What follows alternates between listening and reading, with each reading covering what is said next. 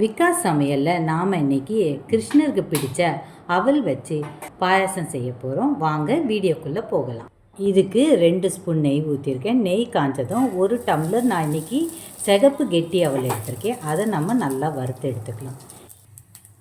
1 tumbler அவலுக்கு 3 tumbler பால் ஊற்றிக்கலாம். அம்மா, பாயசம் தானே செய்ய போகிறேன் நீங்கள், அப்புறம் எதுக்கு அவலை வறுத்தீங்க? எதுக்காகன்னா நம்ம பாயாசம் செய்யும் போது அது தண்ணியாக இருக்கும், ஆறின பிறகு கெட்டியாயிரும். அந்த கெட்டியாகாமல் இருக்கிறதுக்கு தான் வறுத்து எடுக்கிறோம். அவலும் பாலும் நல்லா கொதிக்கட்டும். அதான் கொதி வந்துருச்சுல்ல, அப்போ நெக்ஸ்ட்டு சக்கரை தான்.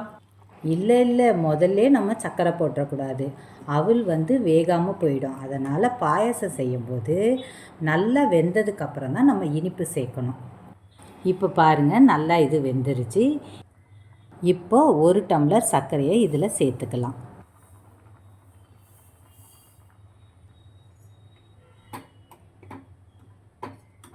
ஒரு கொதி வந்தோடனே பாயசத்தை நாம் ஆஃப் பண்ணிடலாம்.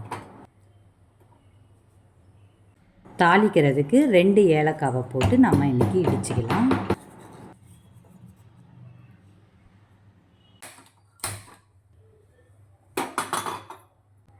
3 ஸ்பூன் நெய் ஊற்றிக்கலாம். சின்ன கப்பில் முந்திரியை போட்டு வறுத்து எடுத்துக்கலாம்.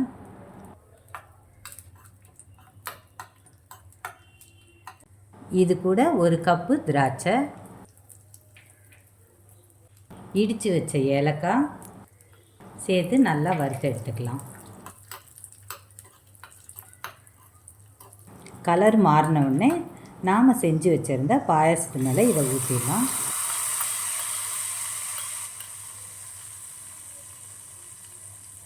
இப்போ சுவையான அவல் பாயாசம் ரெடி.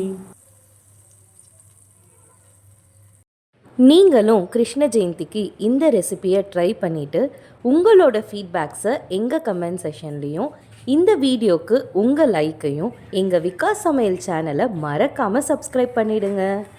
Okay, bye.